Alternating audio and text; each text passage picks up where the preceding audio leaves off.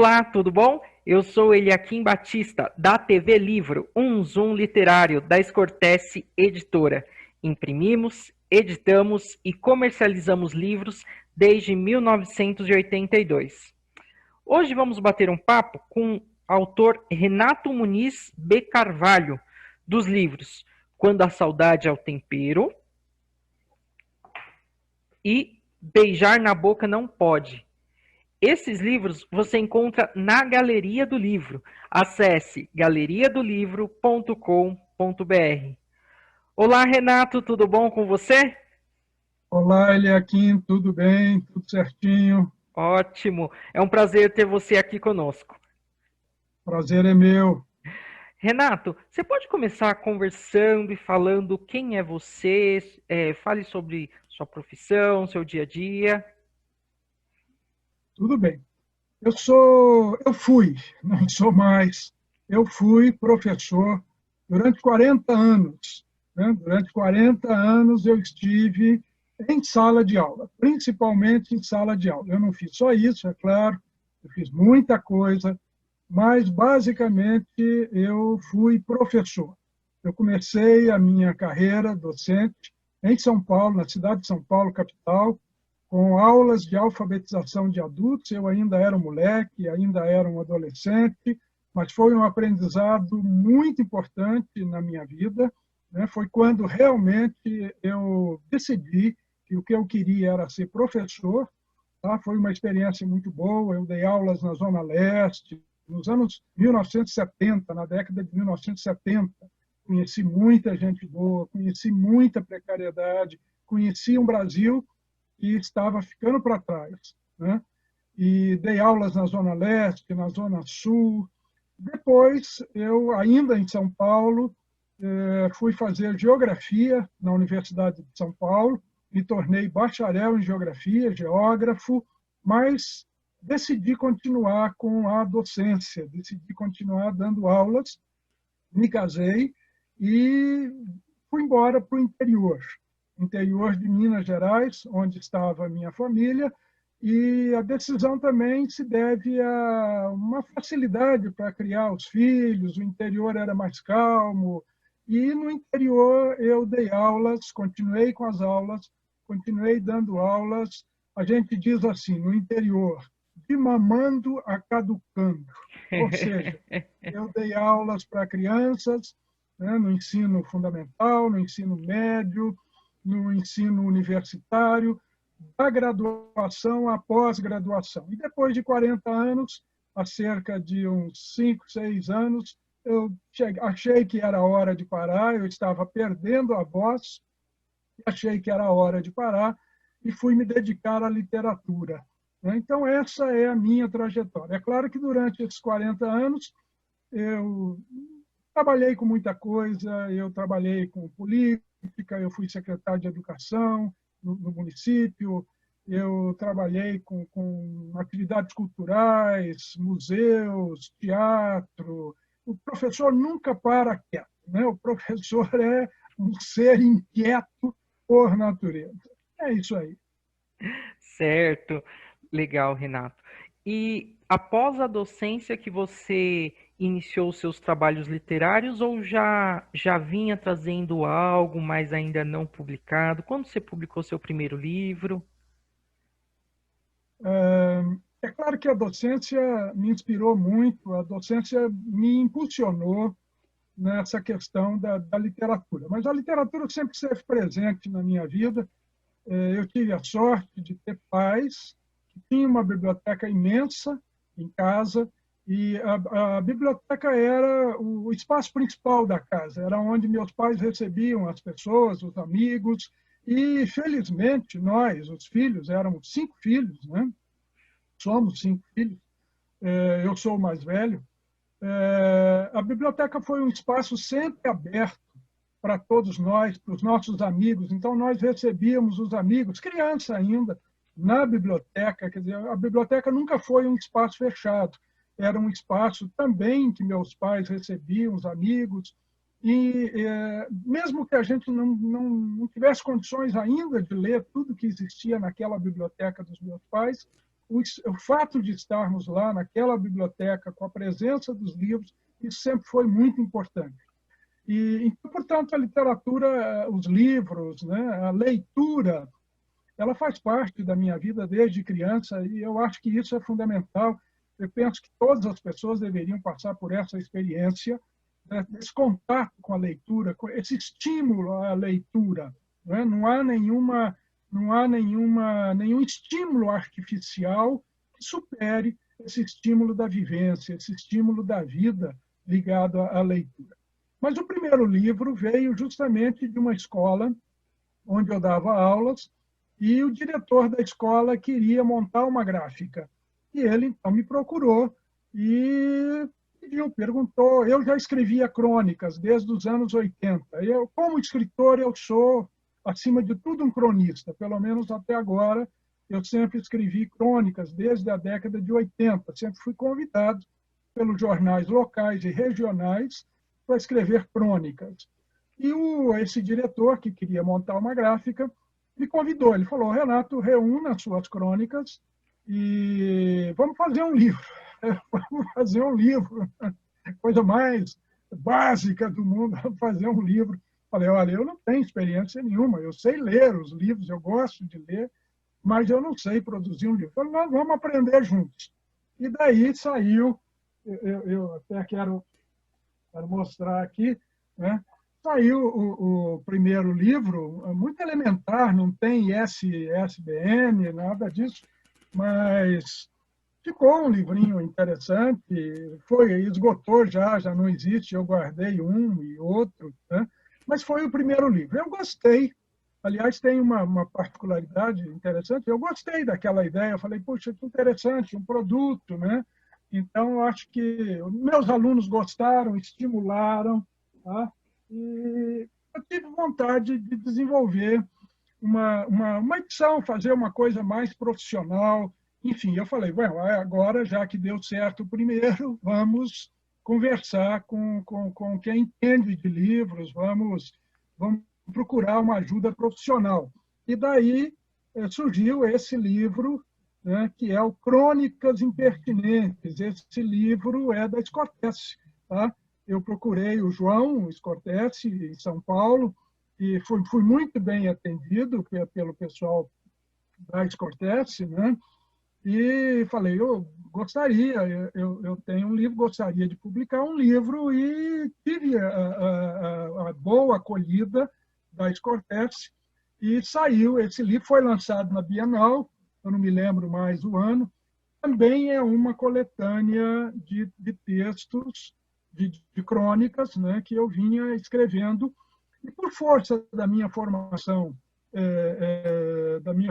profissional, né, eu sou geógrafo, já falei, as crônicas são direcionadas à questão ambiental, no momento em que se discute muito a questão ambiental no Brasil, no mundo todo, e com uma certa ironia. Eu sempre procurei trabalhar na literatura uma certa ironia, né? A questão principal era entender, por exemplo, determinados comportamentos cotidianos relacionados ao meio ambiente. Por exemplo, no Dia do Meio Ambiente, no Brasil, as pessoas têm o costume de plantar árvores, plantar mudas. Ora, mas nós estamos entrando na seca, né? Então, portanto, o que eu percebia é que 90% das mudas plantadas iriam morrer. Então, isso deu origem a várias crônicas. Ou então, por exemplo, no Dia do Meio Ambiente, ou para se comemorar qualquer coisa relacionada ao meio ambiente, faz-se uma carreata com buzina, com consumo de petróleo e outras coisas. Então, eu fui ironizando um pouco esse cotidiano, né? E daí, segundo. Aí, hoje já são mais de 6 livros, né? Sendo os 2 últimos várias coletâneas para as quais eu fui convidado. Então, a literatura, ao lado da docência, de certa forma, ela sempre fez parte da minha vida. Eu acho que deveria fazer parte da vida de todo mundo. Ótimo. Renato, agora eu gostaria que você falasse um pouquinho sobre o seu livro Quando a Saudade é o Tempero. Então, esse é mais um livro de crônicas, né? Ele não é o meu último livro. Nessas crônicas, a partir das minhas andanças no Cerrado, eu viajei muito pelo Cerrado, eu andei muito pelo Cerrado, principalmente pelo Cerrado do Triângulo Mineiro, mas também o Cerrado no Brasil inteiro, Goiás, Mato Grosso, Maranhão, Bahia, Goiás, né? Enfim, eu fui percebendo determinados costumes no Cerrado brasileiro, principalmente aqui na região dos Chapadões do Triângulo Mineiro, costumes, principalmente costumes ligados à alimentação. Que tipo de alimentação, né, que as pessoas tinham no Cerrado, qual era a sua relação com os alimentos. E fui escrevendo as crônicas, ora sobre pão de queijo, que é o nosso, a nossa quitute preferida, né, no Brasil inteiro. Eu escrevi sobre pão de queijo, broa de milho, jiló, quiabo, ou seja, inclusive o título do livro, né, tem a ver com isso, quer dizer, quando a saudade é o tempero, porque eu percebi que o principal tempero, né, quando a gente conversava sobre alimentos, sobre as práticas alimentares, era a saudade. Né? Aquela coisa, que saudade da comida da minha avó, da minha tia, do biscoito de polvilho. Né? Eu também fui criado nesse meio. Eu costumo brincar, uma das primeiras coisas que eu aprendi a fazer na vida foi fazer queijo. A segunda, a mentir. Então, é claro, é brincadeira, mas eu me lembro da minha mãe.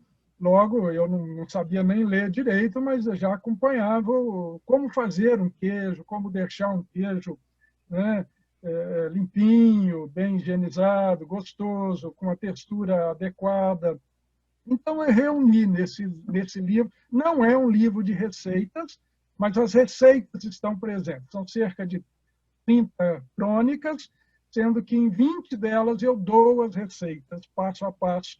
Não na forma de uma cozinheira. Eu não sou chefe de cozinha, eu não entendo nada de cozinha, mas eu procurei, falei, bom, vou testar as receitas, testei uma por uma, e é claro que, enfim, pode ter alguma falha, mas não é um livro de culinária, não é um livro de receitas, mas é um livro de crônicas da infância no Cerrado, entremeando aventuras de crianças, de adolescentes, pelo Cerrado, pelas cachoeiras, em banhos de rios, em passeios no fim da tarde, e receitas, né, de alimentos, de uma alimentação típica, que eu não sei se existe mais, as coisas mudaram muito. Então, daí a ideia da saudade, né, e as receitas. É uma brincadeira, então, com as crônicas, onde há uma valorização do alimento regional, do alimento feito a partir dos ingredientes encontrados na região e preparados de acordo com a cultura regional. É isso aí. Muito bem. História muito bacana, né? A alimentação, ela está presente no nosso dia a dia, e como você disse no começo, isso aí, a saudade da comida da avó, da comida da tia, isso é muito gostoso. Parabéns, viu? Obrigado. Agora a gente pode conversar um pouquinho sobre o livro Beijar na Boca Não Pode? Sim.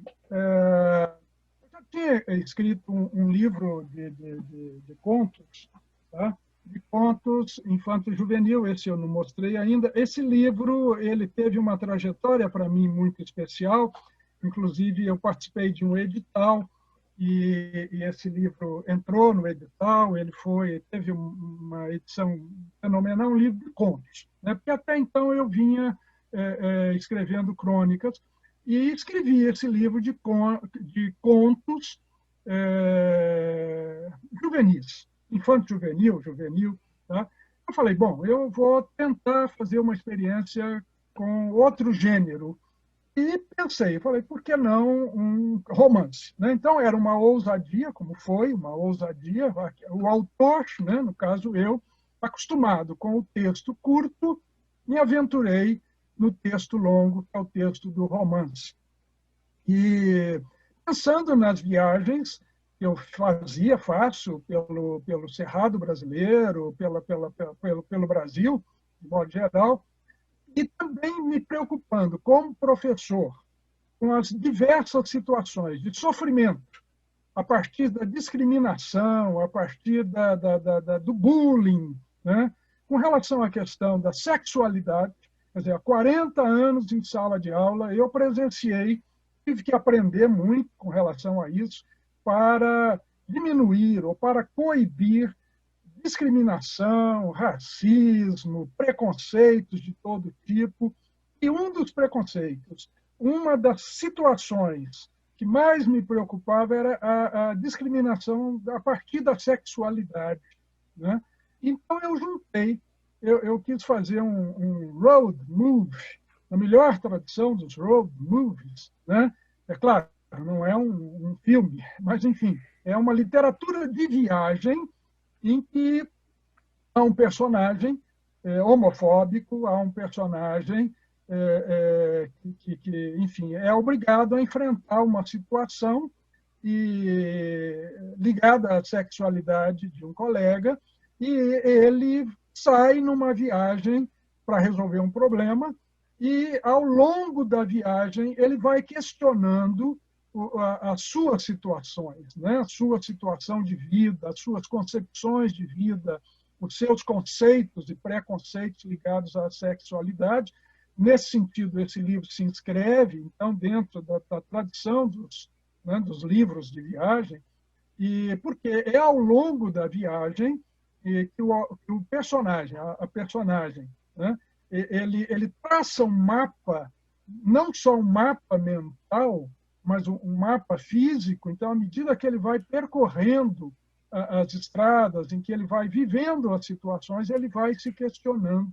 Então, esse livro, esse romance, né, mistura elementos de romance policial, elementos do romance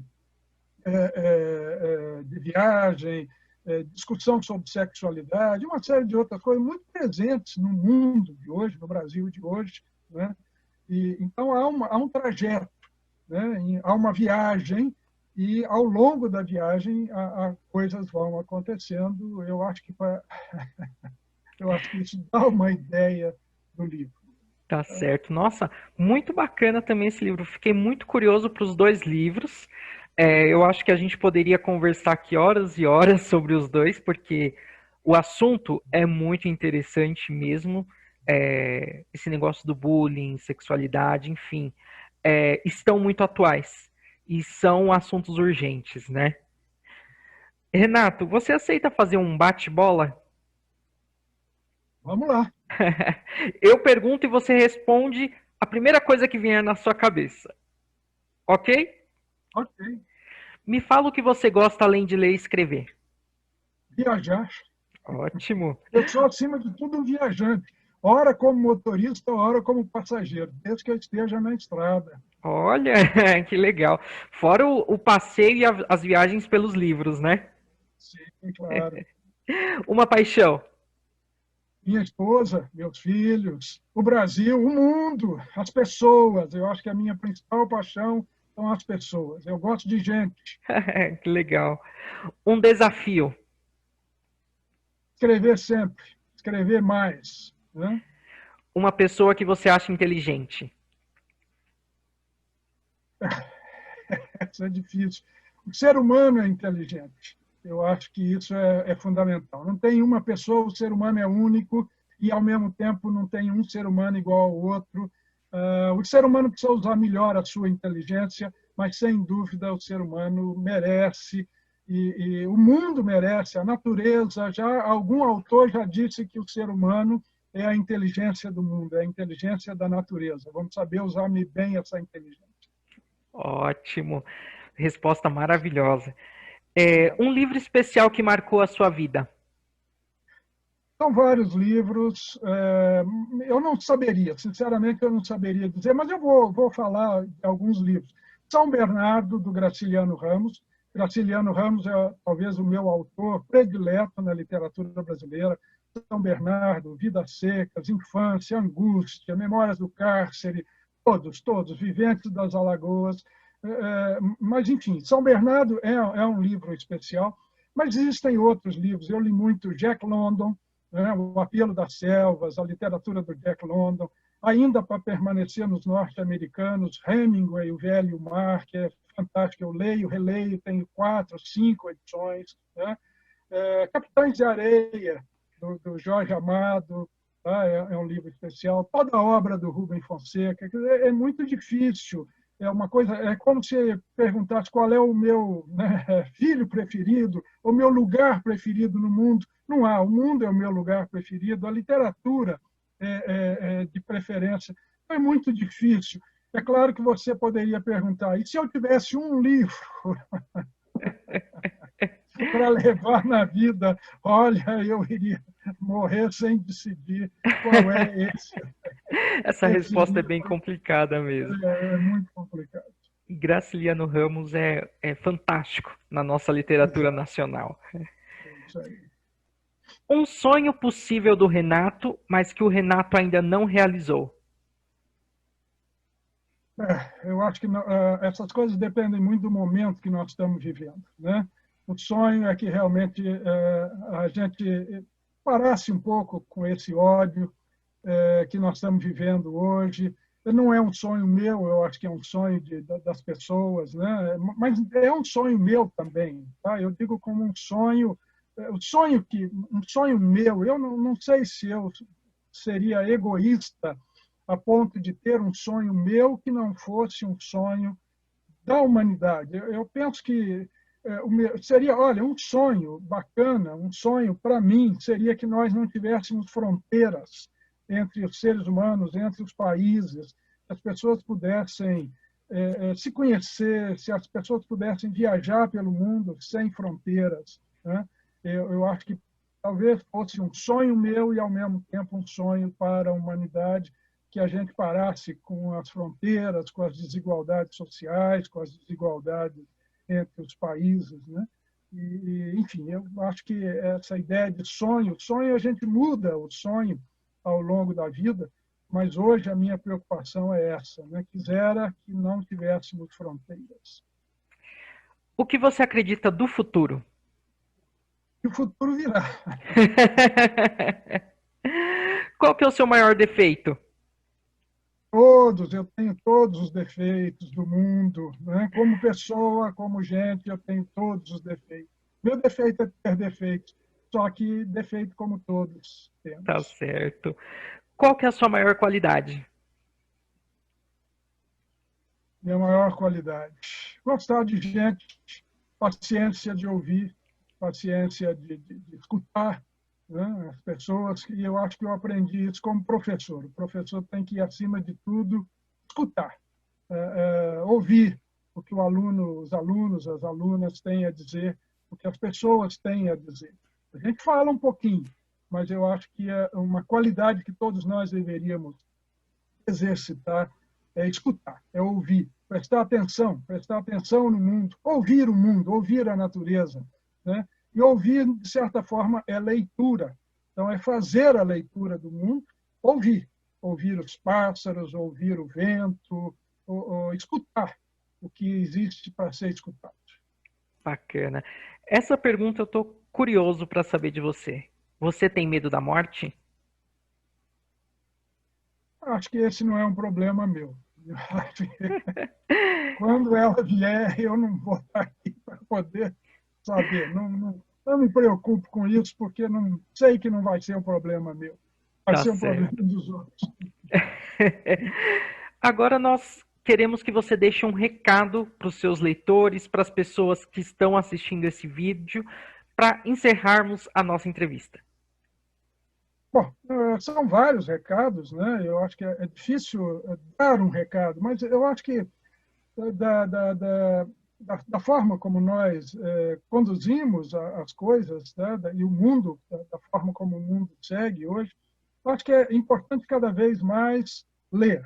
Né? Mas não é ler no sentido de dizer leia, leia, leia, leia. Não é ler qualquer coisa, mas ler, de forma geral, fazer a leitura do mundo. E é importante aqui, eu queria resgatar uma frase do Paulo Freire, quando ele diz no livro A Importância do Ato de Ler, que a leitura do mundo precede a leitura da palavra, né? Então, o recado é ler, é aprender a ler, mas ler em todos os sentidos, ler um rosto, né? Ler um movimento da natureza, ler o balanço das árvores, o movimento dos animais, o movimento da sociedade, ler as ruas, isso é muito importante, não a rua no sentido do asfalto, mas ler as pessoas que estão na rua, né, o que elas querem. Então, e é claro, ler os livros que estão aí disponíveis, valorizar os livros, valorizar a leitura e democratizar o acesso da leitura, democratizar para que a leitura seja valorizada, existam cada vez mais bibliotecas acolhidas, né? Bibliotecas que possam acolher livros e leitores. Eu acho que esse é o recado principal que nós precisamos nesse momento. Ótimo. Renato, foi um prazer ter você conosco aqui na TV Livro. Foi um papo muito agradável, muito gostoso. E também deixo esse recado: leia sempre. Ler é fundamental para mudarmos o nosso país e o mundo. Os livros do Renato Muniz B. Carvalho, Quando a Saudade é o Tempero, e Beijar na Boca Não Pode, você encontra na Galeria do Livro, galeriadolivro.com.br. Acesse e adquira os seus livros. Muito obrigado a todos e até o próximo vídeo. Um abraço.